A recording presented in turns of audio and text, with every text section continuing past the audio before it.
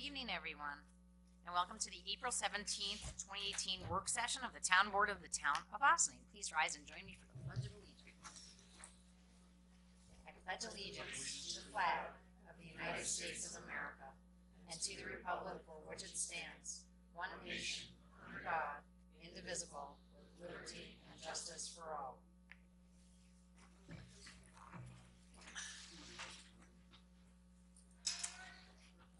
We have an exciting work session this evening, but I want to begin with a few short announcements about what we have coming up in the town and a little information about today. Today, on the day that taxes are due to the IRS, I joined Governor Cuomo and other leaders in the county, local and state government, as well as brothers and sisters in labor, for a ceremonial signing of the state budget bill, which included in it a provision to address the SALT legislation, which was passed by our federal government and signed into law earlier this year. This new income tax law has a direct impact on middle-class taxpayers, and particularly on blue states like New York, and even more specifically on Westchester County, which caps the amount of property taxes you're allowed to deduct on your income tax return. Governor Cuomo and our state legislators responded by coming up with a creative way to pay for services which property taxes typically pay for, including education and municipal services, in a way that would allow individuals and families to continue to deduct these expenses to help us avoid having to pay taxes on our taxes. Many details still need to be worked out on just how this will roll out at the local level, so please stay tuned as we sort through it with our lawyers and tax specialists and others. This Saturday is one of the events that we look forward to all year. Ossining's 8th annual Earth Day celebration will take place on Saturday, April 21st at our very own Lewis Engle Park, this year with extended hours. The theme for 2018 is Our Sustainable Community. Show up between 10 a.m. and 5 p.m. for some eco-demos, hands-on activities for children, local food including vegan and vegetarian choices, craft beer from Captain Lawrence, 6 Degrees of Separation, and Sing Sing Kill breweries, live music, and so much more. We will be cutting the ribbon on one of our 3 newly installed charging stations. Special thanks to Green Ossining and the incredible Flying Susie Ross for all of her efforts to make this event a success year after year and earning us the notoriety of being the largest Earth Day event in Westchester. Very proud of that. If you want to get even more out of Earth Day this year, we're thrilled to welcome back Wildman Steve Brill to Green Ossining's 8th Annual Earth Day Festival, where he will be giving foraging tours of Crawbucky Preserve. Naturalist and author Wildman Steve Brill has been leading foraging tours in parks throughout the greater New York area since 1982 for the public, for schools, libraries, even mushrooming groups, which I was a part of, and I know that he's fantastic. If you want to participate, there are 2 tours that will be available this year, one at 9 a.m. and the other at 2 p.m. Children are $10, adults are $15. Green Ossining is subsidizing the cost to keep registration prices low. Advanced registration is required, so please visit www.greenossining.org to check it out. Looking for a smooth way to round out your Saturday?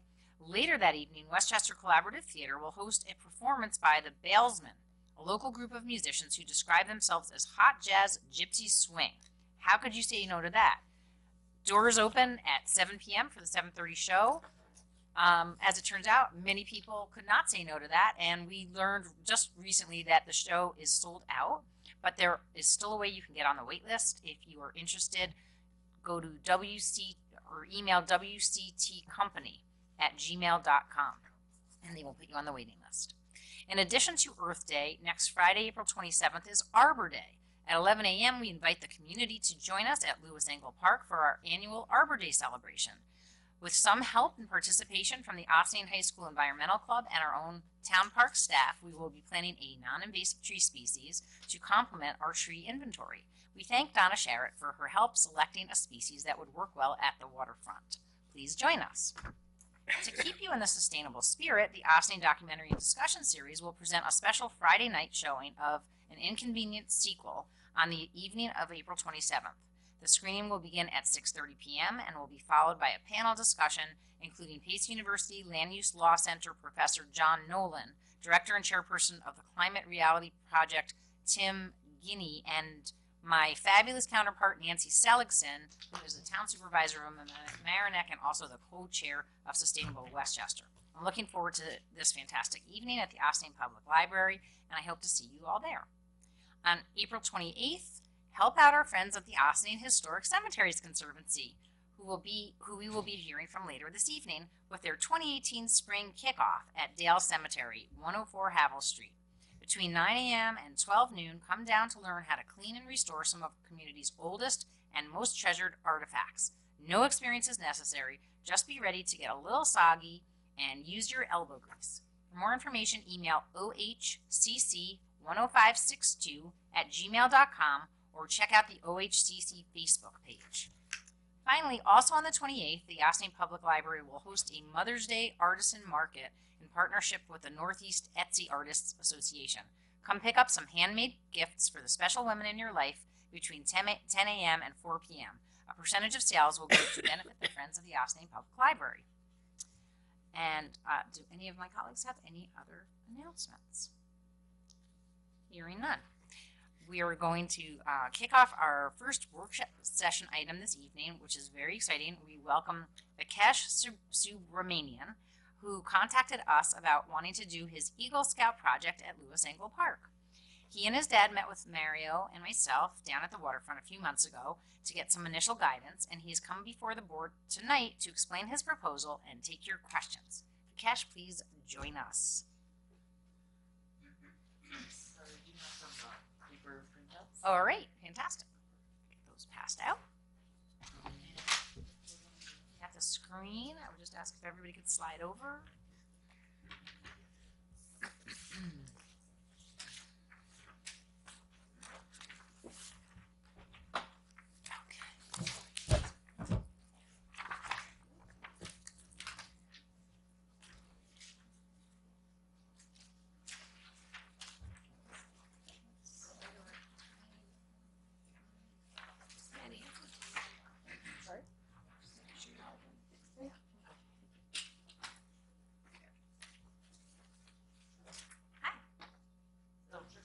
You're going to have to stand by the microphone. So, thank you for having me, and tonight I'd like to share with you my Eagle Scout project proposal. Okay, so my proposal is to construct a children's playhouse at the Lewis Angle Waterfront Park, and I really hope that this will give a place for Austin kids and parents to spend time together and complement the recent additions to the park, like the grills and charging stations. So the plan to situate this was in the younger side, which is the west side of the playground, for the 6 to 8 age group, and that's going to be situated next to the other role play equipment, like that train that you can see there. On top, or sorry. Yeah, yes, please. Left arrow too. Okay. Is that? I see. Right. Okay, so on top you can see the layout. That's the side of where that is going to be, and then right next to the train you can see that's the proposed footprint of the playground. Sure. So it's going to be 8 feet wide, 6 foot deep, and 5 feet tall, and all up to code with 16-inch studs and bolted to cement or concrete to prevent tipping. And that the back panel of the roof would be open for ventilation. That'll become a little more clear in the renderings that I have later. And all the parts are going to be cedar pressure treated wood to prevent weather resistance. And the roof will be roof roll shingle, which is a type of roofing material that's more resistant to flaking and quite easy to put on. So as for look and feel, it's going to be the exterior walls are going to be plywood, which can be painted to match any color that would be appropriate for the park. And some artistic designs are definitely a possibility, things that kids like, And as you can see in the bottom image, that back panel is open. That should allow for more ventilation. And then the interior is going to be furnished with playhouse furniture like a kitchen set and tables and chairs. So I estimate that the cost will be roughly $1,200, and I'm confident that we can get donations from local businesses and material donations from local hardware and building supply stores, and that should definitely lower the cost significantly. And thank you. Do you have any questions? I just have one question. What is the material of this stuff that's going inside the kitchen set and what you were talking about? That's all going to be wood. We can paint that and weatherproof that Okay. to make it. Do you plan to secure it somehow so that it can't be lifted away? That should all. That's going to be bolted to concrete or cement, so that no one can lift it you away. Said, no, I meant or the furniture inside. oh, the furniture. Okay. I'm talking Yes, about the yes. pieces, That's the going little to be pieces screwed inside. or bolted down. Uh-huh. Yeah.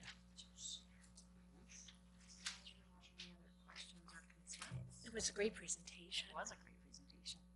Thank you for the presentation. And then, so do you plan to have people who can help you with the painting and design of the outside, or are we going to see some more Definitely. designs? Can we get the lights back on? So I know some members of my troupe can definitely help me with that. My sister is very artistic, so she's said she's willing to help.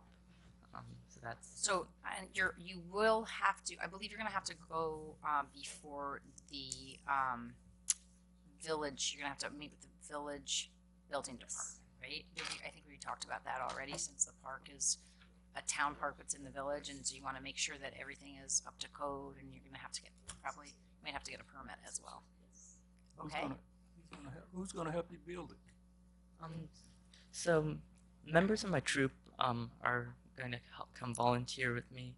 That's generally how it works with Eagle Scout projects in my troupe. Everyone's very good about coming and helping out. They know about measurements and all that kind of stuff?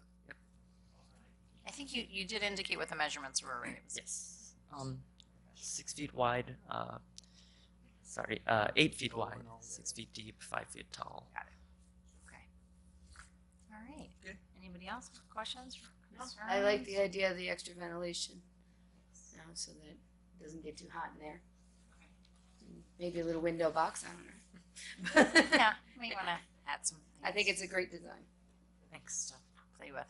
I know that, I mean, I have heard some concerns about people, I have mentioned some concerns about how we would manage to keep animals out and things like that. So we might want to consider some of those things, since that is something that could happen. The unintended consequences of a nice idea. So I think we just want to make sure that we think about that a little bit, and any kind of try to figure out a way to keep it. I hate to say the word, but from being vandalized, because we know that does happen in our parks, unfortunately. A lot of times, people or animals who the play items were intended for aren't always the only users of it. So definitely have to keep in mind to that a little bit. Something to think about. Okay. Wonderful. Okay, so I guess we'll talk more offline after this, as long as the board is generally consensus, and then we'll follow all the other protocols. Okay? Thanks so much, and Thank thanks you. for coming out. Great job.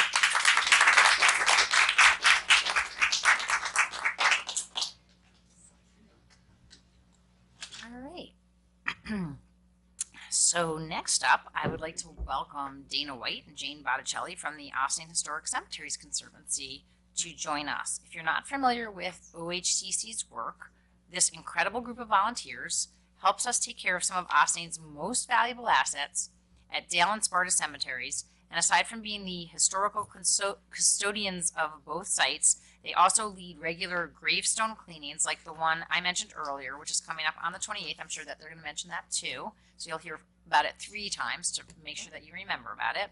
Tonight they're here to share some. Okay, sure. Sorry.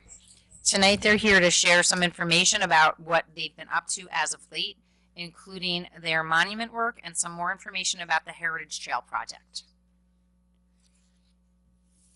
I think part of our microphones are working for the camera, but they're not working for the audience, I guess. Okay, so Um, this is, Okay. you can hear me? We're just going to see if Somebody can hear me? I can hear you. Okay. Or hear you.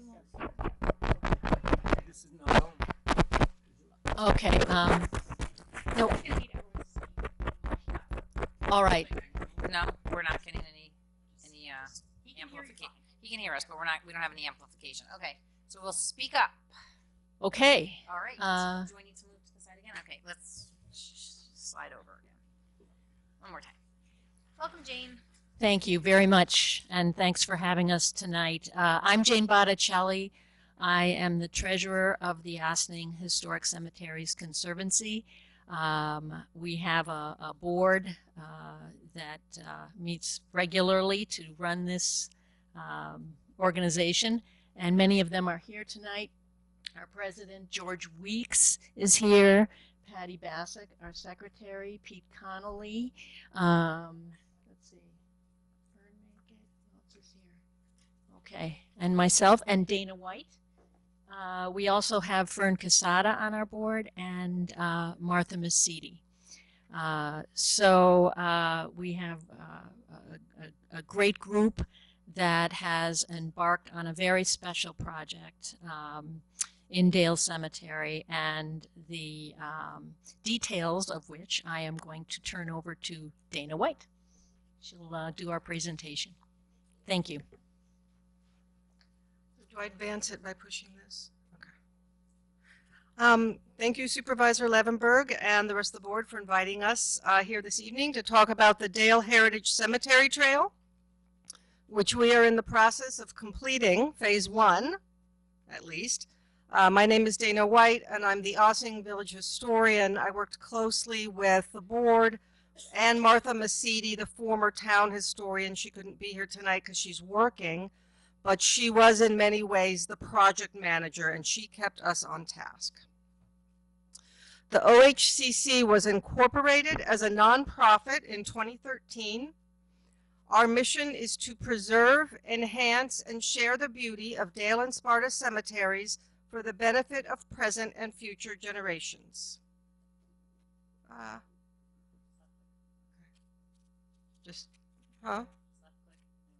Left click. Among our activities are the gravestone cleaning workshops in Dale and Sparta from April through October. You have talked about that, so I won't do it again except to say that it is coming up on April 28th, and it's actually a lot of fun. And it's a lot of fun to clean dirty headstones and reveal the names and reveal inscriptions that are all often very heartwarming. And then we'll, Patty mostly and Jane will research the folks whose headstones we worked on and find out a little bit more about them, because that's a big part of this. The dead only want to be remembered, I assure you. When Dale was founded in 1851 as part of the rural cemetery movement, it was designed as a peaceful retreat where family and friends could not only be comforted, but transformed by their contact with natural surroundings. Villagers were invited to stroll the hilly grounds and be inspired by the beautiful statuary and views. The cemetery was designed by Howard Daniels, a leading landscape architect of the day, and was added to the National Register in 2013.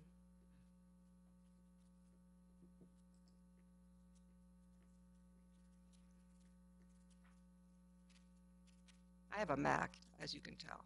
Just left click goes forward. Left click, okay. Dale eventually surpassed the smaller and much older Sparta Cemetery to the south. It continues as a non-sectarian public cemetery that looks, from many vantage points, very much like its 19th century self. And this photo is from the Ossining Historical Society. The new Dale Cemetery Heritage Trail consists of 26 markers installed around the 37 acres at grave sites and its structures. Each sign tells the story in 250 words of the person or family buried there. Along the Dale Cemetery Heritage Trail, you'll find early settlers, Revolutionary War veterans, and prominent families of the village of Sing Sing, which was of course renamed Ossining in 1901. There are doctors, lawyers, and politicians, merchants and shipbuilders, a baseball pitcher, a famous anthropologist, a civic activist, and even an Arctic explorer. We call it a walk through Ossining's history. The project was made possible by a generous legislative initiative grant through the office of New York State Senator David Carlucci and administered through the New York State Office of Parks, Recreation, and Historic Preservation. The copy and content was researched and written by Martha Masidi and myself with the amazing feedback of the board. The plaques were fabricated by Sign Extreme in Sleepy Hollow. Logo and materials were designed by Virginia Pope, who is one of our local treasures. She invented this amazing logo. She actually went to the cemetery and was inspired by the entrance columns at the lower entrance. Pretty cool, right? While there were 16 existing signs at Dale Cemetery already, the Heritage Trail is a completely new and more ambitious project. Our former board member, Miguel Hernandez, conceived of the project and wrote the grant for the Heritage Trail. As he wrote, Dale is a written-in-stone record of the economic, social, and political history of a vibrant Hudson River community. The board has worked hard to make it a reality for the past 2 years. The Dale Cemetery Heritage Trail will start at a large trailhead sign at the top entrance to the cemetery by the flagpole. This is the completed sign design. It is 36 by 48 inches. There is a little history of Dale there and its place in the rural cemetery movement. We have a photo of the first president of the cemetery, Aaron Ward, who was also a senator. The vintage photos are from the Ossining Historical Society, which generally shared the use of its images for this project. As you can see on the bottom, all the thank yous and credits are down there. I hope we didn't leave anybody out. You'll check that, right? And then there's the there's the town logo right there next to ours. Okay.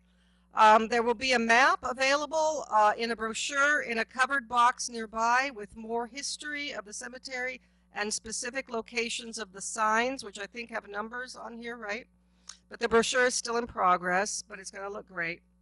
Also, I should mention another version of this large sign will be placed at the lower entrance off Marble Avenue. So there'll be really 2 entrances. But the lower entrance is only up on weekends, right? Okay. In writing the content for the signs, Martha Masidi and I started from scratch.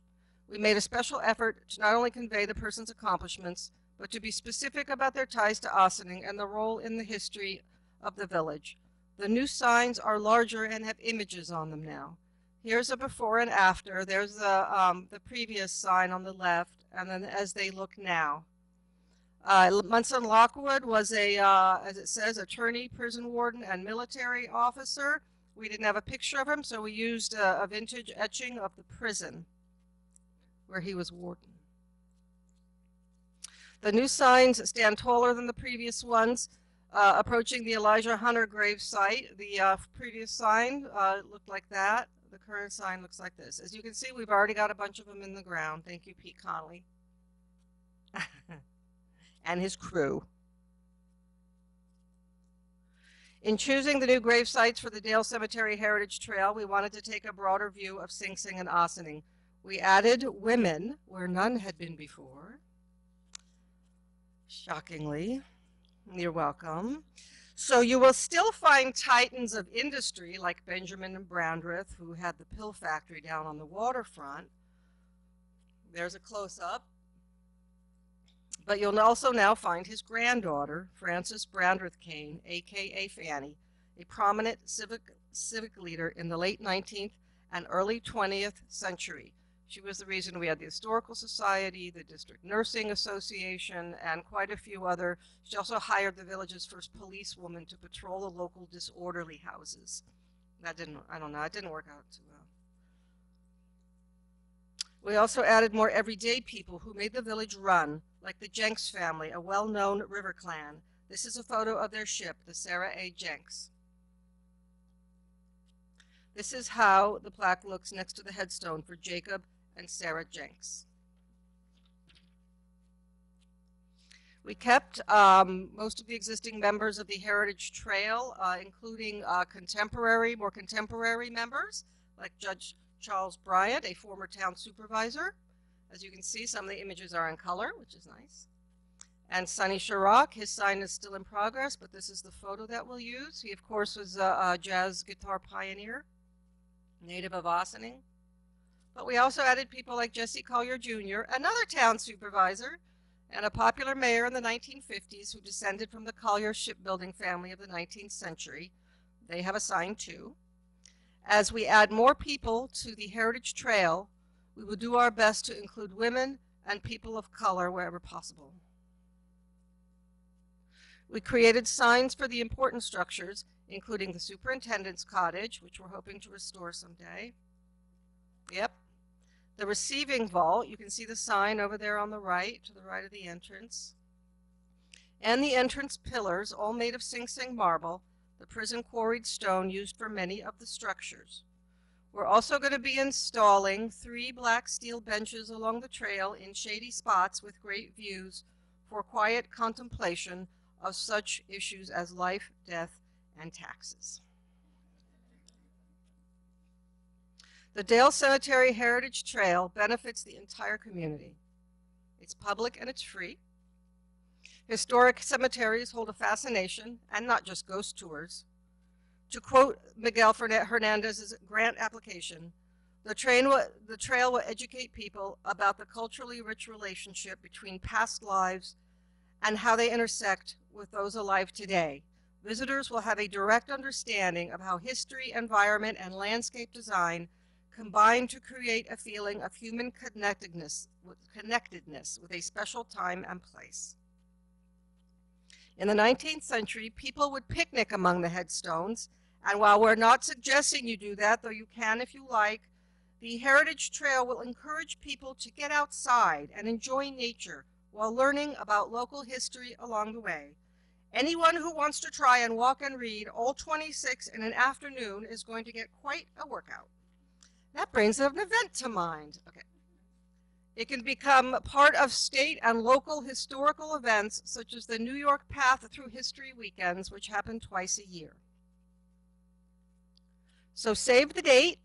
June 3rd, 2018 will be the unveiling. Watch for your invitation in the mail. We're dedicating the trail, but we aren't done yet. Phase 2 begins on June 4th. Thank you for your time. Any questions? Somebody should be able to answer. That was fantastic. Thank you so much for updating us all of the hard work and dedication that all of you volunteers have put into this, to the Heritage Trail. It's really exciting, and the signs look great, and all the hard work. And I love the fact that you incorporated women, people of color, and people who have had an impact who weren't necessarily town supervisors or mayors or anything else. So that's really fantastic. I'll just open it up to questions or comments from my fellow board members. I think it's a great addition. I think it goes well with the museum and the streets. I think people want to know about Ossening's history and all the different kinds of citizens that came together and came from this area. So I think it's a great project. I think there are so many interesting people in Dale Cemetery and in our community. I look forward to seeing more. And I know you already gave a shout out to our cemetery staff, but I just want to again thank our superintendent. They were amazing, amazing. Pete Connolly, who's here with us tonight, and all the work of Cemetery Conservancy as well, but especially our staff. I just want to say I think that you're doing a marvelous job. I've been up there a few times. I have a son buried there, so I know what it looks like, what it did look like, but now I see so much more. In fact, my father-in-law is up there too, so I've been there, and I know what it was, and I know what it is. So it's a big difference, and it's nice. And I will say that I have had the opportunity to go out there and learn the scrubbing technique and the spraying technique. And it's so exciting to go out there with everybody and learn a little bit about the history of the people, the before and after, when you kind of have that opportunity to reveal the face of a headstone that has been hidden by the black, whatever it is, mold or mildew or whatever grows on it. All of it, and Time. it obscures that history. So it's so nice to actually be able to reveal that and feel like you're a part of that and helping to maintain the history of our community. Thank you so much for that update, and thank you again to OHCC. I look forward to seeing you on the 28th and June 3rd, and we can't wait. So thanks for coming out this evening to give the board an update and also the public. Thank you. Have a good evening, everybody. Okay, so our next agenda item is a quick but very welcome one. At long last, the Village of Ossining has secured a replacement for Recreation Superintendent Chris Soy, who left us last August.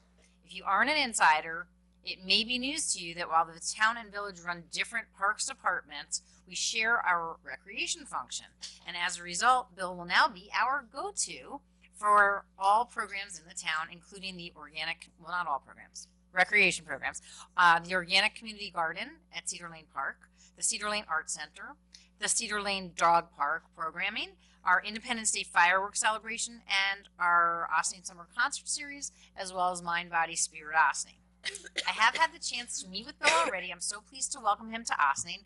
Bill, please tell us a little bit about yourself and tell the community a little bit about yourself, and welcome to the town. Well, thank you. So I'm on day number 12, and so I'm getting fitting right in, getting to know people. I'm impressed by the large number of facilities and parks and the recreation program, so I'm real excited to learn more about that. I also want to learn more about what people are looking for in the community. So I'm going to be talking hopefully to more of the board members to get their ideas on the recreation and their parks and type of programming we'd like to see. I've been in the field for 30 years now, so I've come with a lot of experience. I got a lot of ideas. I love doing programming. I've got lots of ideas, and I'm eager to get going and just happy to be here. Fantastic. So we'll call you tomorrow, and we've already spoken a little bit about the summer concert series, and I know that you're working on booking all of our local bands for the summer, and we're looking forward to that. I know we have talked to you a bit about fireworks. You're already well involved in the programming, I think, at Cedar Lane Art Center. So we look forward to many more days talking to you about all of the great opportunities that we have here in Ossining. So thank you, and you know, we certainly welcome you to come out for any of our weekend events when you have the time at the cemetery. And you know, again, these are all spaces and places that are open for programming. So well, we can talk more about that, and hope to see you at Earth Day. Great. Thank you very much. All right. Thanks so much, Bill. Thanks, everyone. Have a great evening. And does anybody, I'm sorry, I didn't ask the board, does anybody have any questions for Bill specifically at this moment in time, or? Welcome. Yeah. Thank you. Do you have any questions? Are you overwhelmed yet? Not overwhelmed, no. It is, you know, there's a lot to learn, and but it's all good. So Yeah, we have a lot of great programming and different things for people to do. So it's a big job, and you know, I hope after another few weeks to talk with you about what your thoughts are and your feeling on what we have and what we could have. great. Yeah, that's what I'm hoping to open up those dialogues with as many people as I can. Great. And not to catch you off guard, but I don't think you've had an opportunity yet to meet our parks foreman, who happens to be here this evening. So Mario Villardo. I've heard a lot about you, Mario. Introduce All yourself. good Bill things. Harrison. I'm sure you'll be working very closely together. So, all right. Do you have any questions for me? Just joking. Okay. Thank you so much. And Thanks. we look forward to seeing you soon. Good night. Next up, I want to welcome Mr. Dolph Rotfeld, principal of Dolph Rotfeld Engineering, PC, to join us. A few months back, you may recall that we opened a capital project to begin the survey work necessary for the rehab of McCarthy Drive, which will help us to understand some of the issues on the road, including drainage, width, and placement of utilities. Mr. Rotfeld was kind enough to join us tonight to discuss his proposal for professional services, including design and supervision of the rehabilitation of McCarthy Drive. So welcome. Thank you very much. I brought our project manager, James Nanarelli, with me. Hi, how are you, James? Thanks for coming tonight. Well, we're pleased to be here. I haven't been here in a while. We worked, as you know, on the old Boston Post Road. Old Albany Post Road, right, yeah. Okay, And this proposal that we submitted to you was for MacArthur Drive, new water line, new road pavement, curbs, drainage, underground utility work that needed to be done to be improved. And we're delighted to have been chosen to do that design job. We've done many jobs of that nature over the years. And here to answer any questions you may have. we're grateful for the time that you've already put in to go out and survey the area and to look at what needs to be done. I know that you've done so much good work over the years in terms of designs to mitigate some of the issues that we have there with drainage, as well as to make sure that the road is up to the quality that it needs to be, because our council had determined that some years back it was determined that it was actually a town road. So we want to make sure that we do everything that we can to make it right. And at the same time, as the public knows, because we've had discussions with our town engineer, Paul Frioli, about we talked a little bit about what needs to be done to make sure that we're doing everything correct in the right of way, and that we basically are going to do what we need to do, but this is going to be a Cadillac of roads. It's going to be a road. It's going to be a town road, and I just want to make sure that everybody's clear. What I was going to mention is that there is a water line that runs under there that was in the plans for the village in their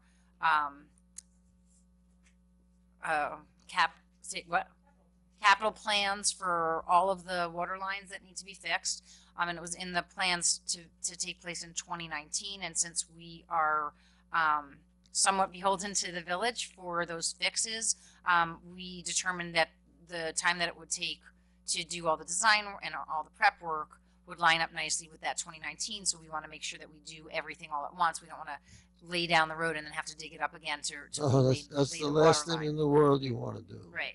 So you're taking you want to put this road down and not touch it for 15 years at least. Right. So has to be built with it. It's not one of these things where you mill 2 inches and you put down 2 inches. This is a road that's going to be built in 3 courses of pavement, the way they should be, anywhere from 6 to 7.5 inches, and drainage to prevent a lot of rainwater running downstream by doing it within the areas of the road as much as we can.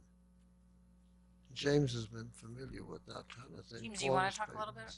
You want to elaborate a little bit on how we might be dealing with some of the drainage? Or I think between the two of you, I think you hit all the bases. Yeah, I've been at the site. I understand that there's some areas down at the bottom where it turns into gravel and dirt that really get bad when it rains. So those areas we're gonna stabilize. That'll be paved. We'll be able to pick up the drainage and prevent any problems from going downstream. We'll attack the drainage at the source, and we'll make this a road that people want to drive on. Some of the drainage issues affect the street behind it. I just happen to know that because I live there. But all the surrounding streets. Yeah, not all the just, streets. Not just Yes. one that you live on. I know all the surrounding streets. All the surrounding but streets. I just notice it more where I am. But, Yes, I know. But it is like even on a day, like today, after it rained a lot this week, we still all have huge lakes where ducks come every year in our backyards. So will those issues be alleviated any from the redesign? Well, that all depends on really the amount of money that's going to be able to be done in the construction. It's not going to be any worse, that's for sure. It'll be better because we're going to try and do a lot of the runoff from the road pavement, the impervious surface, and do it in catch basins with trenches underground to hold water, at least some type of detention.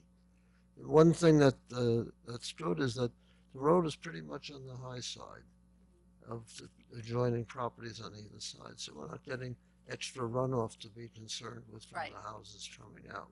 It's grass area, but the pavement. And we're going to try and limit it to about 28 foot in width, which will give you a place to park if you have guests and people still come by in two directions rather than what it is now.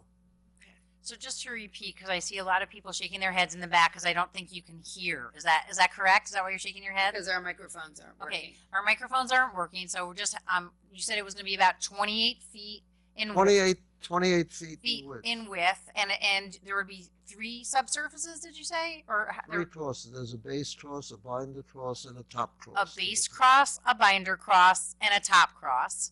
Okay. Right. And there will be some of the drainage will be taken away by the catch basins. You said it's not going to be any worse than it is now. It most likely will be better, depending on, in terms of the design work that you do, what can actually be taken care of in place on the road. So again, we're going to make sure that all of the utilities are accounted for, that the new water line is put in place at the same time as the road maintenance. We're going to be cognizant of people's driveways, and we're going to do our best to restore to the ability that we can any work that people have, but some of it might have to be moved back a little bit to make up for the width of the road. Correct? Correct. Okay. I'm saying this because I know that we have some people here who live on McCarthy and who are interested in what the improvements are going to look like. And we're just having problems with our microphone. Was the conversation ever had with Con Edison about gas? I'm not sure if they have been spoken to yet. I do believe that our highway superintendent had reached out to them, but I haven't actually heard back. I don't know if they actually returned his call.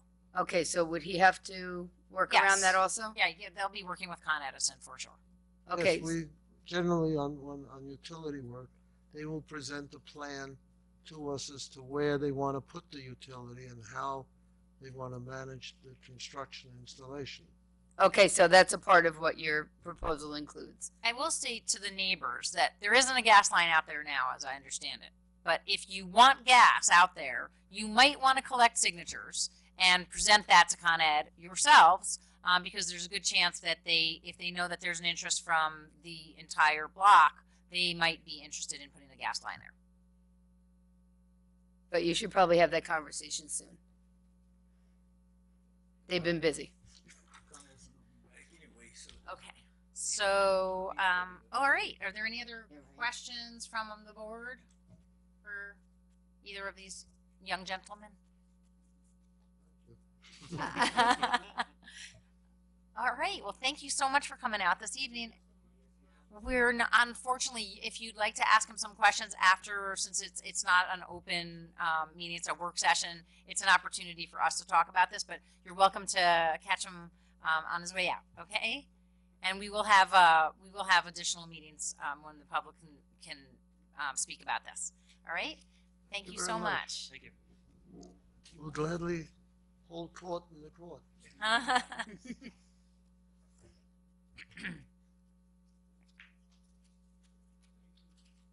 Thank you. All right, so our next item is one that is apropos to discuss this week as we prepare for Earth Day. We have learned through some careful research by Green Ossining and one of our residents, Donna Sharrett, about the unimaginable damage that is caused to our environment by gas-powered leaf blowers, to say nothing of the impact that the noise they generate has on our health and our quality of life. We have some information on what some of our neighboring communities have enacted or are considering, and Donna has graciously agreed to join us and give us some additional information on why this board should consider limiting the use of this equipment in the unincorporated town. Donna, thank you. Thank you. I hope everybody can hear me. It's less crowded now, so maybe Are you gonna that'll have be to better. speak up a little bit? All right, here we go. That's not gonna help you. You just have to talk loud. I mean, Okay. that's just for the camera. I'm gonna shout. Okay. Okay. Leaf blower present serious health risks to workers and residents and produce serious hazardous environmental impacts. The good news is that if you use mulch mowers, you eliminate most of the need for leaf blowers. So I think that, and that's electric or gas powered leaf blowers. Our parks foreman, Mario Velardo, will be demonstrating the magic of mulch mowing at Saturday's Earth Day event at the Ossining Lawnmowers booth at 12:15 and 3:30. I highly recommend that you catch his show. And and Ossining Lawnmower representatives will be there from 10 to 5 to talk about equipment options. And I just have to say that 2 years ago, my husband caught Mario's show, and we went out and bought a mulch mower from Ossining Lawnmower. Yes, and it's amazing. So we used to rake. We never used the leaf blower on the lawns, but now we don't even need to. It just shreds it up like amazing, even with it from our giant oak tree. So it's really, and it really improves the soil a lot. So I hope that you can see that at 12:15 and 3:30. I also recommend that you consider most of the legislation adopted by the town of Rye in 2008. So that's 10 years ago. It's important to consider that the May 1st through September 30th ban, which they have, and many of the other towns have a similar time period ban, that allows landscapers and residents to the ability to perform spring and fall cleanup, which I think is important to consider because that's when most of the leaves are around. So it's in the spring after the whole winter. They can come in and clean up, and then the leaves are gone until they come back in the fall. So I think that it would be hard for the landscapers to give up those opportunities for their business, although I would hope that at some day we embrace all these other methods and we need leaf blowers less and less even for those times. I don't use them at all. So through education about mulch mowing, the need for leaf blowers in our lawns and gardens could become practically obsolete. This seasonal ban allows for the possibility of that transition while realizing an immediate reduction of the harmful impacts of leaf blowers. Some of the points of the Rye legislation that I think are really great is that they ban all gasoline and electric leaf blowers between May 1st and September 30th every year. I think when you just deal with gas, it's because it's less noisy, but blowing the leaves away from lawns and gardens has environmental impacts, so it doesn't matter if it's electric or gas. An exemption to be determined. Another thing that they have in their legislation is that they allow the Department of Public Works to make exemptions after significant storm events or after other emergency situations, which I think is really reasonable. They have the restriction that only one machine powered lawn equipment can be used at a time on the property during the permitted period, which would be October 1st through April 30th. And then they have an exemption so that if you're doing driveway or road pavement or sealing of a road, that you're allowed to use leaf blowers, which makes a lot of sense too. So I think you have to have some balance in there to be reasonable with this. I do disagree that they have exempted municipalities, schools, membership clubs, golf courses, hospitals, and retirement communities. And I think these are the entities that would benefit the most from mulch mowing. The health issues associated with breathing emissions and particulate matter for all the people and pets that utilize these entities is reason enough to prohibit their use of leaf blowers, in addition to the negative impacts to our waterways and river.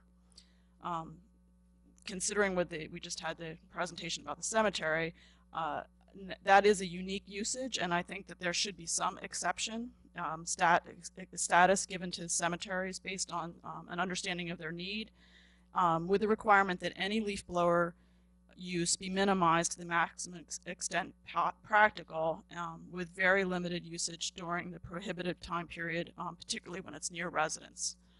I think that's important. So I think that again is education, and making it known that it is an annoyance to neighbors, and so getting their job done that they need to get done while doing it with the least impactful way. And I think also that would be with the highway department and the parks also, is finding out what they need to do during that prohibited period, because there's going to be less leaves. So what is their need, and why do they need to use the leaf blowers? And is there some way that that can be incorporated in the law, that they're getting their job done without using excessive use of the machine? So the key objections to leaf blowers is 1, health hazards. 2 is the hurricane force wind that's it causes topsoil depletion. It compacts soils, which leads to stormwater runoff, creating pollution and siltation in waterways and our rivers, and has impacts to plants and wildlife. I think I've said it here before, but Hurricane Maria hit Puerto Rico with wind speeds of 155 miles per hour. Electric and gas powered leaf blowers can have velocities greater than that, which is really, really hard on plants. And it totally destroys soil textures. Also, number 3 would be noise, and then 4 would be the dramatic impact on the town's carbon footprint. So that's sort of an overview. So, okay, thank you, Donna. That's awesome. And I'm just gonna, if you don't mind standing up there for a couple more Sure. minutes. Did you want to share? Because we reached out to the village, since the village was also in the village of Ossining, also in the process of considering a leaf blower ban or legislation of some sort. And their corporation counsel, Stuart Kahan, shared with us, I think, a couple of the items that they're thinking about or talking about. I'm pretty sure they're going to be discussing it more tomorrow night as well. I did watch the video of their presentation that they had a pediatrician come and speak. Right. It was very impressive. Right. So I know that they focused a lot on the health Right. risks that are involved with the noise, as well as probably some of the other Right. issues that you highlighted. I did. Yeah, I tend to bring more. There's an environmental issue that people don't think about, and that's with the impact of the soil and the plants. But they're all important for sure. Thank you. So the first thing is, I know that we shared this with the board. This was a memo from Green Ossining dated March 20th that sort of goes into many of the things that Donna had mentioned. But one of the things that kept coming up in my conversations were the stats about the heavy carbon footprint. A 2011 test by Edmunds showed the pollutants from gas-powered leaf blowers from 30 minutes of use is equivalent to those pollutants from a 3,900-mile drive in a Ford 150 at 30 miles an hour. How many miles? 3,000. Going across country. 3,900 miles in a Ford 150 at 30 miles an hour is the same as using one gas-powered leaf blower for 30 minutes. And I think the reason behind that is because it doesn't burn. Yeah, it doesn't burn all the gas. A lot of the gas goes right into the atmosphere without being burnt, so it's like a third of it. I think that's the reasoning there. But it can't be good for the people who are blowing the leaves either. Also that. It's also not good for the people blowing the leaves. No, that's why I said the workers and the residents. Yeah. It's like they're doing it 7-8 hours a day.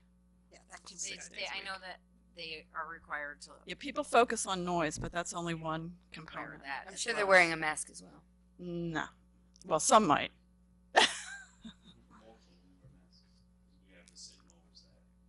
Can't hear you, but we're actually gonna. Our Parks Department wears masks, which is great. And Sanitary foreman and superintendent, come up, please. We're gonna have you join us at the table. Don't be scared. So to put that in We perspective, want to just talk to you a little bit about this. What Maddie said.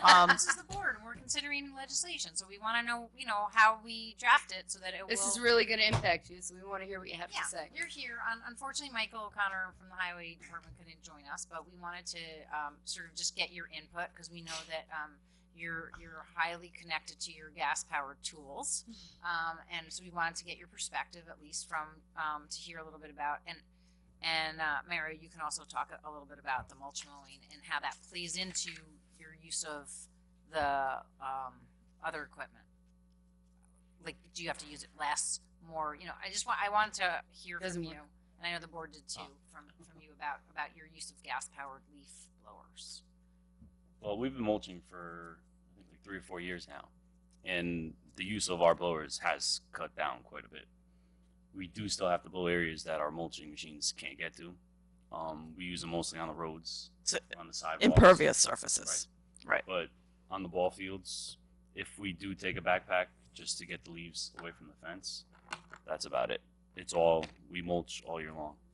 So But- when do you use those machines, and why do you need to use those versus electric machines, for example? Well, we're only 4 guys and just time and to get the job done and move on to the next park.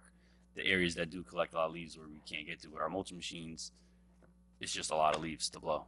So there are areas we do still pick up. But I'd say 75% everything is mulched. Now, what about in terms of the timing? Because if we had this ban, it was May 1st to September 30th. Are you using that equipment during that time, or is it mostly, you know, leaf season starts late September, right? Usually, I mean, is that when October. Yeah. October? So, I mean, does this really hinder your ability, or do you use the leaf Just blower to for get other the- stuff? Like blacktops and sidewalk areas, like the pervious, that's really, you always make a mess when you're cutting grass. So it's just to keep the roads and sidewalks clean, the tennis courts, the basketball courts, just the hard surfaces. You But could on use the- electric, but that doesn't work That's as what well. I think. Well, the one blower we have, I mean, we just purchased it last year. We could actually ride it. So it's, you could blow a park in 5 minutes. You can ride it. Not you. So Mrs. Bell. the way we used to do it is we'd either walk behind the blower or use a backpack, and to walk an entire park, it's just a time thing, really. And with 4 guys, I mean, it's tough. But they're not. Also, but the other thing is, Wow, it's right. not. We don't use it every day. But you We mainly it use that in the fall. in the fall and during the summer, just for the roads, not on the grass. We don't blow Okay. anything on the grass. So that's a different issue that's which should be considered. It's the problem is I think it would become really hard to enforce. Like if you're saying you can use leaf blowers for this and not for that, because there still is health issues doing it on the impervious surface. And you guys are using masks, but We'll use, yeah, back masks with the- outside in the real world, you know, the company comes to my neighbor. They use 4 blowers and actually. Mobile and Go guys. That's what we were called. Yeah, as landscapers. but I mean, they're all chasing the same leaf. It's kind of bizarre. excellent. Yeah. That's how they make their money. I guess you guys landscapers. But they're not too. wearing masks. A lot of people. I just started wearing masks. I don't know, maybe 6-7 years ago. Mm. And then there's the noise issue too. So it's. It is noisy.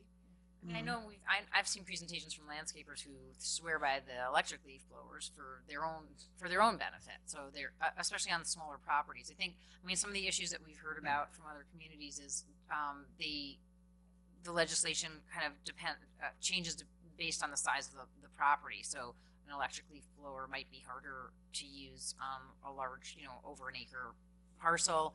You can say, okay, well, you can use the leaf blower at a gas powered leaf blower at other times, but you have to limit it to 1 per, you know, half acre or something like that.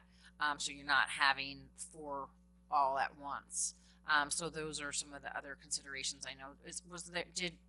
Do you have anything from the village about? Well, that was one that you just mentioned, but the other one that they were talking about is some of the municipalities, and there's a long list. Okay. There's a long list of our neighbors on here, many of whom have passed legislation banning mostly gas powered and some electric.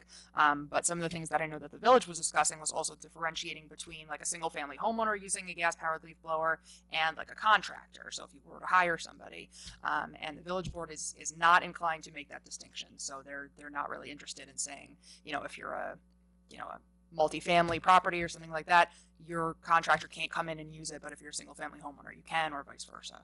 Yeah, that doesn't make any sense at all.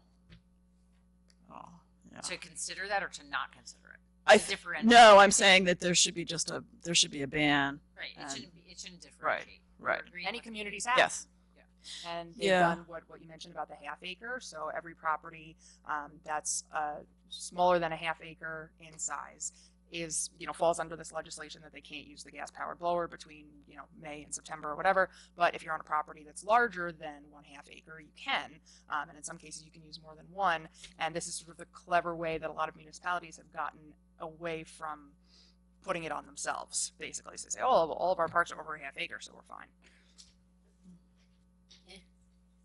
Not all these municipalities are taking some care of their cemeteries as we are, or even own cemeteries. So, Mr. Connolly. Yes. Well, good. No, I think we understand the issue and how important it is, but I just wish there was a viable alternative with battery-operated equipment. Okay, like Mario said, I started mulching on our large decks last year. It cut down the pile of leaves immensely. Okay, so we didn't even have to have highway come in and pick them up with the vac. So it works, and it is good fertilizer for the lawn. The guys liked it, and but you know, we have probably over 10,000 headstones in our case there, and leaves get in between. So you know, one of the guys are going out with the backpack ahead of time, and then we're following with we just bought that new blower that's self-propelled, and you know, the other guy's pushing that off. So Self-propelled is the ride-on? Is it no, this one isn't a ride-on, Oh, okay. but it's a great improvement. It would be like too a Roomba? dangerous. It's like for a all the Roomba. You just press it and it goes. No, I wish. But when I go to the conferences, we're looking into trimmers that are gas operated also, you know? Gas And, or electric? yeah, gas. Okay, so at the conference they said large landscape company that does nothing but cemeteries were going to battery. Last year he was all gung-ho about it. So this year when I asked him how's that going, he says they're not. The motors are burning out too soon. So what I'm saying, it's not quite there yet. The all right? technology. The technology. Mhm. All right, and I wish it were. Yeah, we could go battery. You're gonna have to buy a lot of batteries and have a way of changing them, or you're gonna be running back to the garage, or maybe something can be rigged up in the little utility that the guys take outside There with was them. something you know. about an inverter that you could put on the contractors. Yeah. Put on the truck. We may be able to do something like that. You know, the bigger blowers I don't think are there yet, but maybe the backpacks, that's something you know we could do. But large areas like we have, 2 hours that battery is dead. Probably 10,000 headstones a trim a week, probably dead in 2 hours. You know, and then you have to go get For the another. trimmers. So we would have to come up with something to recharge them on a daily basis. So yeah, but I think we all, like speaking for Mario and I'm sure Mike, that you know we understand the issue, but it's just if there's something out there that would you know continue us to keep everything clean, you know, I think it would be a good idea. Just bringing the excavator from the garage to the grave site, you know, dirt gets on the road, and we like to keep it clean, and then it goes back again, it gets stuck in the tracks, and you know, so to Well, put now a that- guy out there with a broom with 2 lane miles of road, you know, is a little tough. So Well, when the Cemetery Conservancy folks go out there, we'll just give them the brooms. there you go. I spoke to Vinny from Ossining Lawnmower yesterday about this, and he said they're at least another 2 or 3 years out before like really commercial blowers like we're talking about are like available and they have it down to where we can get them, but they're not there yet. So I guess we're just talking about how do we address cleanliness of our impervious surfaces in our parks, in our cemeteries, in our highway department, and also be cognizant of any legislation or requirements that we're laying down, you know, we're asking for other people to abide by, and you know, trying to find that balance. I'm just asking if you have any suggestions. That's all Well, I'm thinking. I wonder, so I don't use a leaf blower, and of course my husband mows the lawn, but when he goes near the walkways, he faces the other way. So the clippings don't go on the walkway. I mean, that's just generally how you do it. See, the concern is there is a cost, I believe, to damaging the soil. I see my neighbor next door. I've lived there 14 years. He's had his lawn redone 3 times because they come in with these high power, 4 machines at a time. You know, they scalp the lawn, they cut the lawn too short. It should be higher so you can, you know, the grass is more drought resistant. And then when they blow out every single piece of natural organic material, there's nothing in the soil. So there's a cost to that besides the health costs. So I think that I think it would be great if there was a way to allow the impervious surfaces to be cleaned, and none of the pervious, the actual plant material areas, the gardens or the lawns, were having this used on them. That would be really great. I'm not sure that I've seen any legislation that addresses that, but maybe there could be exceptions with some of the particular, like the cemetery or the parks, you know, but then I don't know where you draw the line, because then you're going to have businesses in town that they're going to want their driveways and parking lots blown too. And I'm got North State right behind me, and really early in the morning, the bagel shop area gets, the leaf blower comes in, and it's, you know, it's pretty loud, and that's on impervious surfaces. So that would be hard for them to clean, but you know, do they need to do it all the time? I don't know. You know, that's Yeah, the but problem. even raking, you pull some of the soil away too from the flower beds, you know. And if you don't get those leaves out of there, people are going to say the place looks bad. Right. So even my own house, I try to be gentle, but you got to pull some soil over time. Yeah, but it's not like the leaf blower. Maybe not like the leaf It's not blower, but, 155 mile an hour winds. What you do is mulch all your leaves and then put them in. Put it back in. That's what we do, actually. Yes. And that's kind of amazing We to do that. We do Yeah. everything. Like we cut. I don't cut any. We don't cut anything below 3 inches. Right. We do the edges, but with the big machines, the amount of stuff that stays underneath the deck, it always comes out. But right. Like I said, we do limit. We don't use the blowers that much. Not as much as we used to. Right. If you're trimming on the edge of the road, it's going to go in the road. The Right. grass. You know, Right. the grass The is only going to thing go we in could the do road. is like a schedule with the highway department, but then you have a big sweeper. Right. coming into Right. the park. No, I or- think it's understandable, but then there's the issue. I mean, that's one thing, and then we have the residential, these commercial businesses coming into residential areas, and you know, really, they're not doing what you're doing.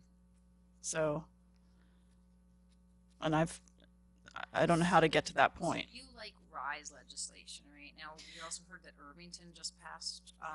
Have you had? I don't know if I've looked at Irvington, but again, I don't think that the schools and all, you know, so perhaps the schools will also need to use hopefully an electric leaf blower on their parking lots, but we need to get to a place where they're not, during this time period, they should not be doing it on the lawns. I mean, the kids are playing on the grass, and it's like it's all this dust, and it's not good. So, Pete, I just want to ask you again about the timing. So we're talking about May 1st to September 30th. Do you need the leaf blower that whole time throughout that? A lot less. I probably could live with that. Yeah. Except for the roadway. You know, that's the only thing I would say. Okay. So if we 'Cause do it whichever park we're at, it's once a week at a park, and if it's 10 minutes the most that we use it, it's more obviously when the leaves come down, but now it's limited throughout the year. I did talk to Vinny also at Ossining Lawnmower, and you may have this covered already, but you know, manufacturers like Steel and Echo will make a presentation and see where they're heading with this type of equipment, how they improve the emissions, and you know, it's probably not going to address the taking the soil off, but it's going to address those things. And they've been working on them. They got $1 million into you know, improving this equipment, I read. So they're willing to come, according to Vinny, and make a presentation maybe some night if you're interested. So I think Sustainable Westchester also said that if you're interested, they would get the dealers and get the equipment here for you guys to try and test and see what you thought about it. I believe Sustainable Westchester said if we were interested in looking at the different things, they would bring them and we could experiment with them, and you could, you know, see if you liked it. I think Ron Kamen, your buddy, he can get that stuff for you to test out. Yeah. The guy who's helping us work on the Ron, for electric the charging stations. Yeah, he's been working with Sustainable Westchester. So the only thing I would just caution against is often they're only speaking about going from gas to electric, which does not solve the problem that we are right next to a river and we have a lot of streams, and when there is compacted soil that's been completely destroyed by these heavy winds of these machines, you're going to get runoff, and that does add to the siltation and the pollution in the river and the streams. So again, if there could be an emphasis on the mulch mowing, and like you're doing, like you've reduced so much, I mean, that's amazing. So that would be a fantastic thing, but that needs to happen. Okay, so I think our next step on, oh, hello, Lord. You know, is there a way, because there's so many landscapers and like they are like they're in and out, they're what did you call them, a mow, blow and go? But is there any way, because if people who hire them don't, it's hard to be aware of all these things unless you're always watching this meeting. Like, is there a way to put more pressure on landscapers? I mean, if everybody knew, they'd be like, honestly, mulch. This exactly what's happening now in Westchester is putting pressure on landscapers because it's happening countywide. So right. We're so not, how much of this is getting to the landscapers? I think let's just read the list again of communities. It's like 14. Well, to your point, I have a neighbor who was totally not aware. She actually had the little signs that's, when they put the insecticide, and she did not even realize that insecticide had been put on her property. She didn't know what those signs were. So I told her she needs to do everything. She needs to ask them what they're putting on her property, because she had no idea. But she's above me, and it's all ledge. And in the summer months when it's so dry, they, Monday comes, if that's their day, they come. It doesn't matter if it's rain, if it's dry, whatever. And it's like a dust bowl comes over, and she's losing her topsoil, and she has hardly any topsoil because she's on ledge. I mean, but she's not aware. So I think it's hard. It's hard. The landscapers have not been receptive when I talk to them, and the homeowners don't seem to be aware. So there needs to be a lot of education, but I don't know that the landscapers are going to be the ones that take this on. I think they have to. Either the homeowners have to. Well, there has to be ask somebody it. out there landscaping saying we'll do mulching mowers and stuff. Some do. Some do. I believe that there is a lot of pressure being put on landscapers now to consider alternative methods, and I know actually, I did see a presentation from a landscaper who, and it might have been at Earth Day, I can't remember. There are a few, yeah. They were talking about mulching in place, right. and they were doing something for other landscapers to show the benefits of it, and they were maybe it was a video. Maybe it was a video. Did you show me it? There's definitely some in Westchester, but the majority of them are not doing that. Right. But again, there are some in Westchester that are doing that, and as there's more pressure put on from the municipal regulations, right, that's when the industry starts to change because there's pressure from. Well, the more public awareness we could do to get the word out there, because you can do all you want with the municipality and their practices, but I would think the majority of land out there is lawns. Yeah, but we're proposing legislation that's impacting. I understand that, but the thing is that I understand that. Okay. I do understand that, but what I'm saying is that you're proposing legislation, but I don't know that people are going to make the connection of, I think it's worth, you have Earth Day and all these venues to talk about these things, and I think people want to know, like, that all the fertilizer that they put on your soil you don't actually really even need. So you're just like throwing money away. And like a lot of people don't, like, I didn't know. So, and these are things that most of us do. So it would be good I'm just saying that the more we can talk about why we're doing this legislation and what's really good for your lawn, I think that would engage people more to then say to their landscapers, like, start mulching. Right. And that's a great opportunity to talk about an event that's coming up next week, which we didn't mention. And I do think it's actually open to the public, even though it's not invitation only. Isn't there chemical-free lawn presentation that's going to be held at Historic Hudson Valley? And don't worry, I don't think we're going to have a huge crowd just because we're advertising and we're talking about it at this meeting. But it's on April 25th. 25th at 11 a.m. I can't remember, but I'm going to find It's out. an RSVP situation. You have to RSVP to let them know that you're coming. But I was encouraged by our EAC chair to share the information with the public. The Cantico River Watershed is hosting it at historic headquarters. It's the historic Hudson. Valley, Yeah. Right. And that is from 1 to 3. Where exactly is historic Hudson Valley? It's across from Stone Barns. It's the new It's, facility that they built. It's very nice. I'm in the historic Hudson Valley. No River Watershed invites you to attend a forum on reducing the use of lawn and landscape chemicals with the goal of working together to improve the health of watersheds and all who live within them. 639 Bedford Road, Cantico Hills.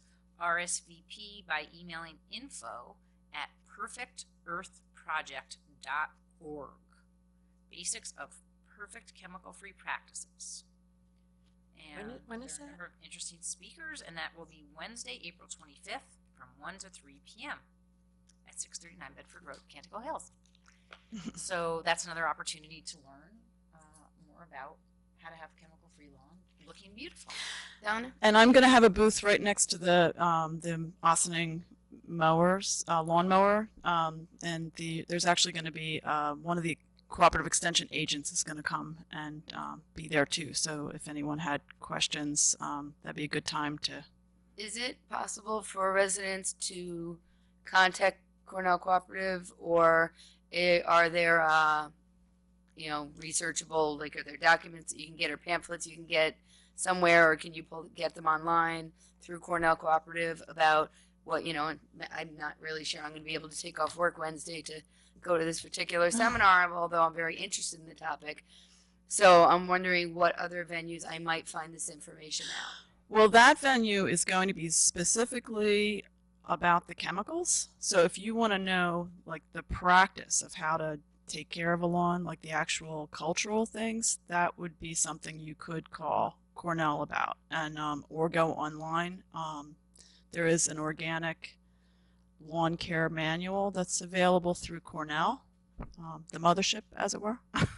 No, every time I have a problem with my yard, I find Cornell Cooperative extraordinarily helpful in finding a way to do it without a chemically free way to handle whatever has invaded my yard that time. So they were Well, great they with use the, IPM, which is integrated pest management, so it's not completely chemical free. There are times where you, if God forbid you have knotweed, there are some things that you would have to, so what the IPM is doing the best practices, so you have the lowest impact. So that's their policy. So what's their, like? Do I have their You have email their- on hand? No, but if you come to the Earth Day Fair and Which is another opportunity to talk about coming to Earth Day. So please come to Earth Day at Engle Park, 10 to 5. But I would Google Westchester Cornell Cooperative Extension, and you could get the email. Okay, so Donna, thank you so much. Sure. And Thank you, Donna. Board, are you interested in pursuing this legislation? If we can find a way to make some compromises and or carve-outs for the necessities of maintaining our parks, highways, and cemeteries. And other people's larger properties, but yeah. Okay. Yeah, I think the seasonal ban is something I'd be interested in looking at more. Okay, so we're gonna maybe take a look at Irvington and Rye and see if we can push those together into some proposed legislation, and we will come back to you with something to look at. I don't see what we can legislate if the equipment is not here. What do you? But the equipment on an industrial scale isn't here. We're not talking about industrial scale necessity for a lot of properties. So what we're talking about is, first of all, as we heard, there are lots of other things to be done. So you can mulch in place, which greatly reduces your need to blow your leaves. You don't have to blow the leaves off your lawn, and that has added benefits. There's not a need to blow your lawn all year long. What we heard from both of these gentlemen is what they need it for, to a great extent, is getting rid of other things besides leaf litter on roads, sidewalks. Yeah, but that we're talking about people's lawns. So I mean, you don't have They to, don't blow lawn though every time I know a lot of landscapers. They do not blow the lawn every time they cut the lawn. They blow around the edges That's the main thing. You get it off the sidewalks, off the roadways. But this that like blowing. Now even at my house, I have not used a blower. It's always mulched, and I leave it there. But now if it's a lot of leaves, you cannot leave it there. You can mulch them all you want. There's going to be a lot of brown leaves there. You're going to have to move them. Which is why we're saying during leaf season you could use it.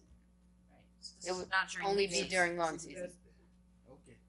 Right, so it's Call it before leaf May season, but- May 1st to September 30th is when the ban would be. So before. Then what you going to do with leaves fall all summer? They don't really.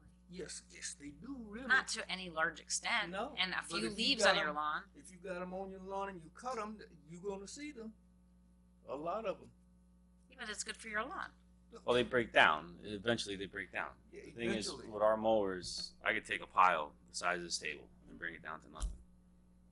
You come to my house. But we have the commercial mowers. Oh, I mean, know. Your regular homeowner is not going to have that big 70-inch commercial, but Right. they do work. You can't take a pile that big, but we also a pile that big. You just got to keep running it down. Over and over until Right. But we get it down to almost almost a powder. Well, How large is your property? Well, it's an acre, but I've reduced the lawn. That's a whole nother discussion. Bringing back habitat. So, but I would say, I have a good bit of lawn, but maybe it's like a quarter of an acre is the lawn. But we got the low end. We didn't get what they were showing at the Green Ossining Earth Day. It was a $300 mower, push mower, and that thing, it shreds it. Even sticks. You just go over after the storm, you just go over all the sticks. So it's those, and I've seen the higher end ones and they're even more amazing, but the things that are available to the homeowner are pretty spectacular. And that's electric?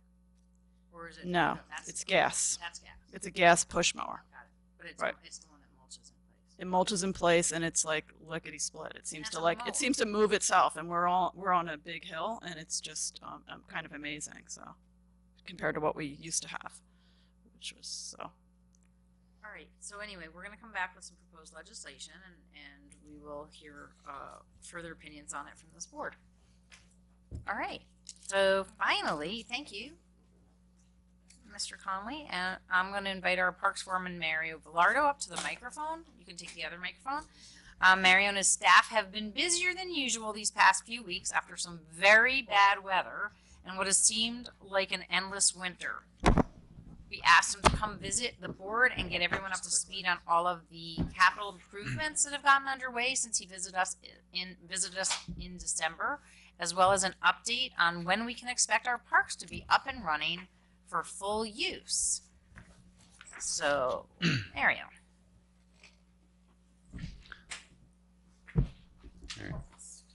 Well, I don't have that many pictures because this was kind of a rush thing. But thank you, Maddie, for putting this together last minute. I appreciate it. I only have a few pictures, so some stuff before we get to the pictures. Some stuff we did over this winter. We serviced all our equipment, our mowers, our grass whips, our blowers. Doesn't work. It does for Tom. I was comfortable in that seat. That one was working fine. We did a lot of shop work. We finally redid our bathroom that was approved to get done 3 years ago. We added a tankless hot water system. We also ran hot and cold water outside our shop with a power washer so we could wash our equipment. We worked on our trailers. We had some welding repairs to do. We did new lights, wiring. We sandblasted them and painted them. We cleaned an overgrown area at Sparta Cemetery that was covering graves. Little by little, we're cleaning the inside and outside area of the Cedar Lane garage and by the Rubin house.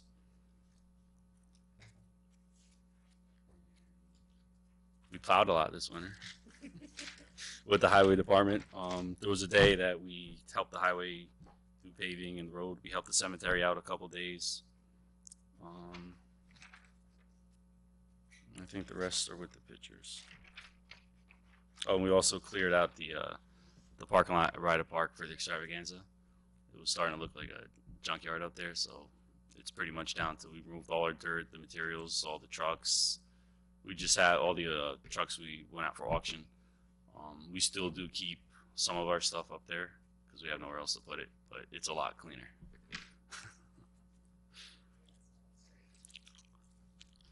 How we left off the last presentation I did was the sign for the art center. That was actually the final product when we did the unveiling.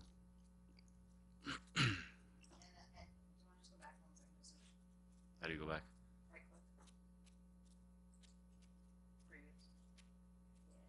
So Yeah. just for anybody who doesn't know, this is Brian Sheridan. He designed the logo, and Keith Gordon, who manages the art center, did all of the tile work. Right, and this was an old dock that was in the pond when we were doing the work. We saved it.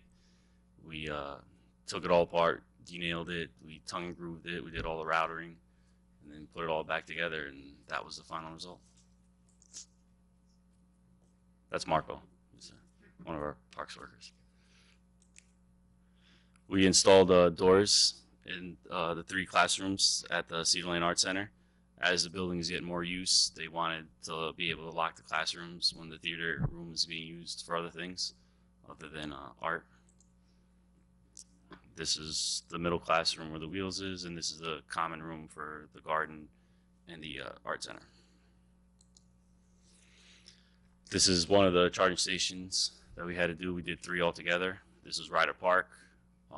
They all have to sit on a 2x2 concrete base. We had to do trench work and run conduit, and then the electrician came in, did all the wiring. And, these are ballards, which these didn't get covered yet, but there's a yellow cover that goes over them, so they don't look like rusty metal pipes. This was Cedar Lane, the charging station. It's right in front of the ice house. This was the easiest one. All we had to do here was just cut a hole in the pavement because we ran all the conduit and did all the work when the art center was being constructed. So at the time, we didn't know if we were going to get approved for the grant, so we did it so we didn't have to do any cutting or anything. And all the power comes from the kiln room in the ice house. No, this was Ryder Park. This was the finished concrete. That's okay. I forgive you, Maddie. Before you go on, so again, there's 3. The waterfront is at the end. There's one more at the waterfront. And there are 3 new electric vehicles charging stations. One is at Ryder Park across from your shop. No, it's before you go down to the ball fields, the parking lot right to the left, past the white building. Diagonally across, whatever. The other one is at that's at Ryder. The other one is at Cedar Lane, right outside of the ice house, which is right across from the Cedar Lane Park Center. Right. And then the last one is in Angle Park, which you'll see in a little bit. And each one of those has the ability for 2 vehicles to charge, and I believe it's at 220 is the power, which is level 2 charger. And we are going to have signage, and we're going to talk a little bit more about that a little later in our special meeting this evening about how we're going to regulate that. Sorry. That's good. This is one of our docks. This year we actually brought the 2 smaller section of docks back to our shop to get work done. We, as you see the rust, they were completely shot. We had to cut out the whole bottom that sits in the water, and fabricated all new bottoms, and we did new floats. This is in our shop. It's flipped over. This is the bottom now. We welded all the metal and angle iron and stuff, and then installed floats to the bottom of them. This is us pulling it out of our garage. It's actually flipped over, so this is the top side. This is the bottom part that sits in the water. That's us working at it in our shop. All the welding was done. We primed it, and then we were putting new boards on it. So the 2 smaller sections also got new boards, pressure-treated lumber. That's just us installing, and instead of using screws, which they always popped out, we actually put 2 galvanized bolts into each piece of wood. So hopefully it'll last, because I really don't want to do any more repairs on these docks. We've had actually the 2 we worked on. I've been here for 18 years, and they're older than that. So We did a new sideboard. We did a diamond plate to protect it, and then we did new rubber guards all the way down on both of them. This was us transporting it in the park. It was a lot of fun. This is the after the finished product. Actually, we just these plates we already had. We just painted them, and then the new boards we put new cleats on it as well. That's just after it was all done. This is how we transported it down to the waterfront. This top piece is a new piece we actually bought. It's the first section now. And these are new floats, the new floats. And we actually had to pull this one out of the water after we installed it last Friday because it was sinking. So we actually took it out yesterday and we installed it 2 floats underneath here and put it back in the water today. And this was last Friday when we finished putting it in. And this last float, this last dock right here is the one we inherited or was donated from the Thruway. We actually put smaller floats on it this year because boaters were complaining that it was sitting too high. It was 24-inch floats, so now we went down to 16-inch, and it does sit a lot lower. So those are the docks now. Much better. He did a beautiful job. They really look nice. And all the boards are down, and they're going to stay that way. Yeah, they look great. And I was worried that the metal would be slippery, but it's really not. The boaters will absolutely be thrilled that you put that rub rail. People were complaining for a long time about their boats getting scratched up and ruined. People have been complaining about no cleats, so you really addressed most of all those concerns on those. So I'm sure you have a lot of happy campers and or boaters. And we do have that one more section, which I did order the same floats for it, but if we have time, but there is a plan to bring that section back down, but we will have to get pilings put in. Is there a rub rail on the last one? I don't remember. The old one? Yes. Good. That's there. Wonderful.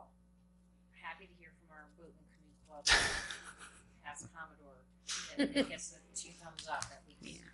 Well, the thing was the plan we didn't budget for it, but to buy the 2 new sections, it was a ridiculous amount of money. So oh yeah, it's not reasonable. It wasn't. But you did a great job, and I think it's a better product.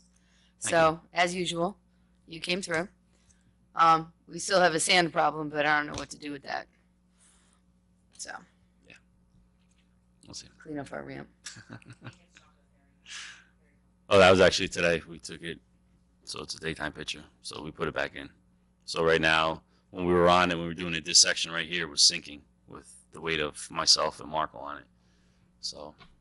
It didn't happen today, so after we installed the floats. Oh, good. So we're good. This was at the Loose Angle Park. This is for the charging station. This was a strip of grass. We extended the parking lot, so a lot of times when people would back out, they would go onto the grass. So now there's plenty of room in this one area towards the end of the parking lot for them to back out. This was a strip of grass also. The curb came like this. Came straight down like that and then in like this. So this is now a space for the charging station. The charging station went right here where the conduit is, and we just did this new curb and met it to the existing one. This is a cedar post where the electric was too low to the ground, so we had to bring it out of the flood zone. So now there is an outlet installed, and it's somewhere up here. This is when we poured the concrete, the 2x2 pad for it. This is the finished concrete work, and we had to make, for all the charging stations, these like anchor templates. So this is what the charging station actually anchored to when we put it on top of the concrete. And that's what the finished product looked like. Those are the ballad covers I was explaining at the Ryder Park one that we still have to just slide over. But the metal pipe is in here, and they're filled with concrete, and they're anchored in concrete. Just make sure nobody runs into it. Well, you had the curb here too, but I wasn't more. Well, the thing is, if someone pulls up, they have a chance of hitting it. But in the back, I was more concerned because there is no curb really. But Cedar Lane, we still have to do the one at Cedar Lane. It's installed. We just have to install 2 ballards there. We don't have to put anything in back of it because the building is there. And that's the cedar post with the outlet up here. And this was where we had to do all the trench work, and this area is just it's just a bad area to grow grass. We had the train tracks. We put more topsoil on it this year. We put topsoil down, I think, like 3 years ago. So this year we put it up, down a little thicker. I mean, it's going to get trampled on this Saturday, but it just needed to be done. If we need to touch it up after Earth Day, we will. That's.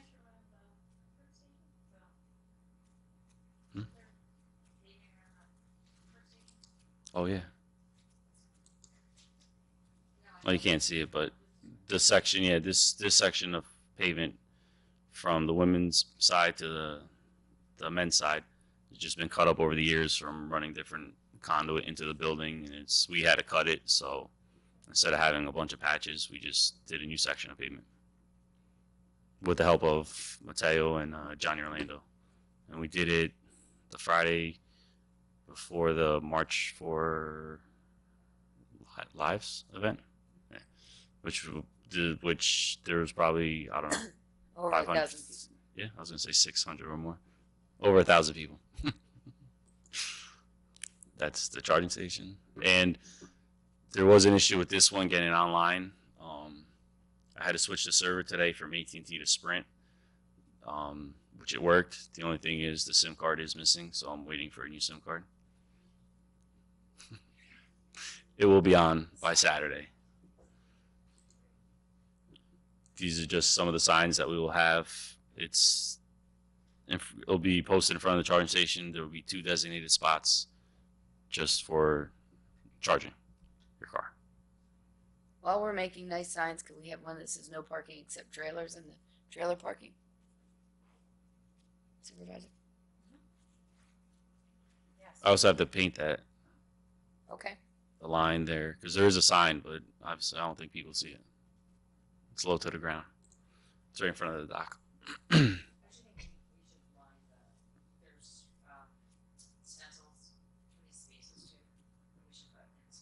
I still have to, I was going to see, depending on the weather, I was going to try to paint the white parking space lines before Saturday. Because right now, the last 2 don't have a white line for a parking space.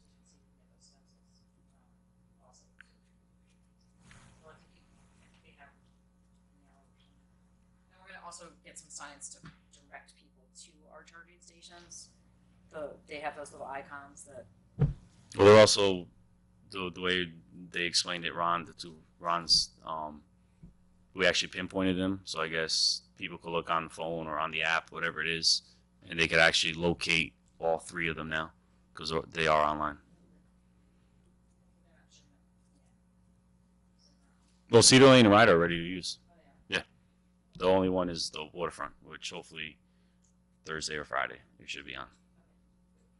That extra paved area, were we gonna make that into parking spaces or just leave it as better area to back? You don't want to do that, okay? I didn't want to make it a designated spot, but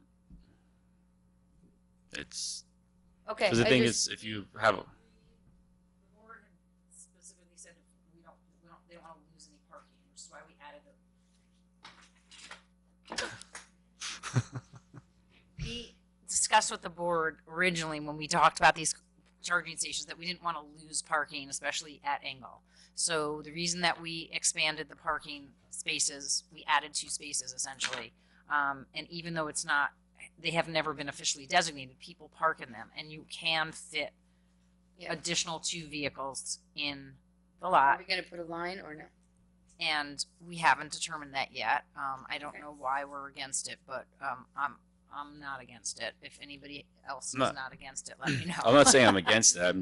I have to see. We can see, but we have trucks. But I just think if someone pulls in and you have a car here, the chance of somebody room. backing into it is there. We can ask whoever marks out our spaces for us, our town engineer usually, if there's enough room to get a car in and out, back it out. Well, I'll find out what the required space is. Okay, great. Thank you. Because I knew it when we did the art center, but I forgot it. Oh, you can make the engineer work too. So also, were you going to just talk a little bit more about what's next? Yeah. What's next? I don't know. Maddie, what's next? The pictures there. We have clay on order for our ball fields, wood chips on order for our playgrounds. We actually did work with the middle field because we were having an issue with the pitcher's mound and the batter's box. So we actually purchased special clay this year just for pitcher mounds and batter's boxes. So we did the middle field, and we still have to do Ryder and Finch. This clay is supposed to get really hard, and it's supposed The middle field is at Ryder, though, right? Or you're saying of the middle field? Middle field we did at Ryder. What we have left to do is Finch Field and Brightwood Field. Right. We're going to do the mound and batter's box as well, which the middle field was really the one we were having the big issue with. Is kids were digging big holes, and the clay, it was always kicked out. So this new clay, it's not supposed to happen, so we'll see. We're working on getting quotes for the spray deck at the Waterfront Spray Park. Quotes for Ryder Park, the Pavilion Gaming area. We're gonna do. We're supposed to do turf, and then just make it an open area for games, or I'm saying games, whatever people want to use it for barbecue, like cornhole or ladder ball, bocce. I like to keep the basketball court down below. It worked great last year. We're also looking to see if we could do something with the tennis court this year, the surfacing, and then if we're going to do that, we might as well do something with the basketball court and the batting cage, the lower tennis court.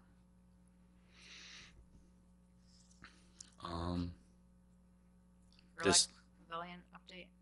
Yeah, we will be going there tomorrow, hopefully, to start. It's probably about 70% completed. We ran into the winter. Obviously, we started before the winter. Winter came, we had to stop. So there's some more drainage work to do. There's paving to get done. And there's a lot of regrading to do. And hopefully, if we have time, we'll paint the floor. If not, we'll have to do it sometime throughout the season because rentals, I think, start at the end of next month. After Gerlach, I would like to spend, I'm not going to say a month, a couple weeks at Sally Slopes. It's a park that we've neglected for almost since we inherited it. It's a tough park because it's just a wet area, but I do have some ideas. Hopefully, I don't know, we could start to do something this year. Great. It's just, I don't know. It was a wetland. There's so it's one potential Eagle Scout that I think would like to work there since he lives right down the street. So he was looking to he was just thinking about what project he thought might go well there. So I can send the trails. with whatever ideas to go talk to you. The thing is to really, I like to keep the trails. I mean, there are some areas that are really wet. Cutting them is not for us. It's every time we go there with a machine, we're getting stuck. So there is some drainage work to get done, and I know that we could make it nice and make it a lot drier. And just since the question came up about the riprap at Angle, is that? Yeah, there's a washout area that happened in one of the big storms. There's a couple. So I do have some sprinkler heads to fix down there. I also want to install, instead of doing a gate, I was thinking about doing a removable bollard right there where the gate was. So, because the gate always breaks. So this Angle Park, to get to the point, there's a double gate now it's always broken. So instead of putting a gate, I was thinking about just doing a removable bollard, which I also want to do where you saw the pictures where we extended the parking lot. I'd like to do one there. We used to have a post that we had a pipe there, but it was something we made. But they actually make them where you can insert something into concrete, and the ballard with a lock, it comes off and on whenever you need to remove it. That's great. I think that's it. Because I'm really sick of people driving on the new Okay. sprinkler heads and making Yeah, we it actually, again. last year we had all the sprinkler heads repaired. It was like 40 sprinkler heads we had repaired, and from people driving in, they actually broke a couple. Not Once us the driving in? People. Just Right. general people. Right. People. Okay. But that's the thing. Now that we have the grilling areas there, people do feel like they're allowed to just drive right in. Right. Okay. So I think, the bollards are a good idea. All right, fantastic. Any other questions? I just had a question. We're going to have 2 Eagle Scout projects going on, one at Cedar and the other one that was just presented. How much oversight are you going to be doing on those projects? A lot. I already gave him some. I mean, their Prakash projects are was his name, great, right? and they probably have some skill, but I'd like to hear that No, no. they're going to be. I just gave him some what I thought on some recommendations on what he presented. All right, fantastic. Without further ado, Seriously? thank you, Mario, for that presentation. She told me to click. There's one more picture. I guess I'm feeding myself. Oh, you actually do stop. All right. All right, so thank you, everybody. And now may I have a motion to go into our special meeting and get the lights turned back You know what? Can I say on? one more thing about Earth Day? Yes. Okay, or no, or later. No. Anyway, during Earth Day, there will be the boat club will be having an open house. You can go in and tour it and take a look around. Oh, nice. They're going to have a lot of green waterfront things and sustainable ideas and how to protect your watershed and your storm runoff in the front. And there will be people available to give tours, and anybody that wants to come in and take a look around can do that at that time also. Wonderful. That's great. All right. So can I have a motion to go into our special meeting? So moved. Second. All those in favor? Aye. Thank you. Okay, so do we need to roll call or not? Yep. Councilwoman Shaw. Present. Councilwoman DeTore. Present. Councilman Wiltshire. Councilwoman Feldman. Present. And Supervisor Levenberg. Resolved that the Town Board of the Town of Ossining hereby authorizes the supervisor to sign an agreement with Dolph Rotfeld Engineering, PC, 200 White Plains Road, Tarrytown, New York, for engineering services for the proposed improvements on McCarthy Drive, including conceptual design and investigation, final design, and construction administration as outlined in their proposal dated April 9, 2018. We have a motion. Second. Council. Yes, so I spoke with Mr. Rotfeld earlier today. He sent over the proposed contract late last week. There were a couple of minor additions, modifications that I had recommended. One is defense and indemnity for the town, and that you be named as an additional insured, which I think was his understanding and expectation all along. It just wasn't stated explicitly in the contract. And then the other was kind of setting forth a conceptual time frame for how long the different phases will take, just so that everyone has some sort of ballpark understanding of what you're looking at, because the way the payment is structured, it would be the town would pay as he reached certain thresholds. So there was no set time frame for anything to be accomplished.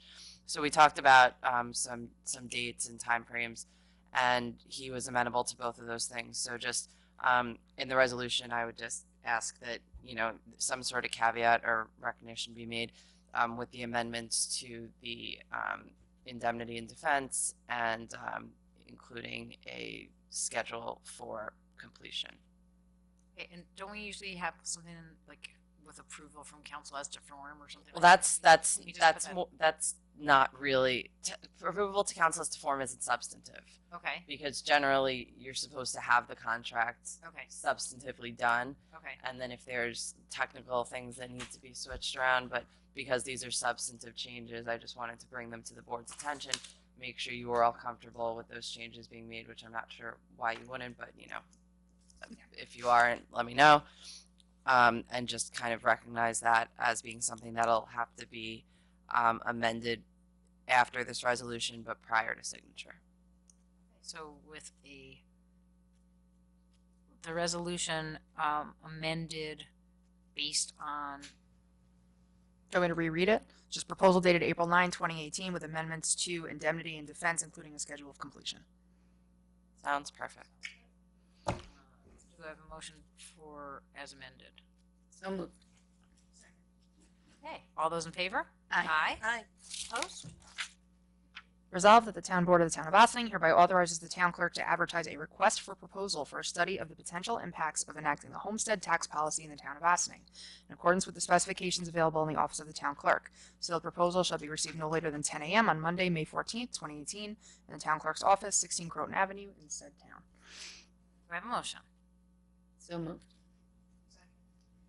So we've had many discussions about homestead, and as mentioned at many meetings in the past, this board has does not believe at this time that it is in our interests or in the interest of the town to adopt homestead as an option, so that we would set up 2 different classes of property for the purposes of assessing. And we've had a number of members of our community, many of them, I think it was over 400 maybe postcards that we received. I actually haven't looked for a while. People who live in the town, either in the village of Briarcliff, village of Ossining, or the unincorporated town, who believe that we should actually adopt homestead.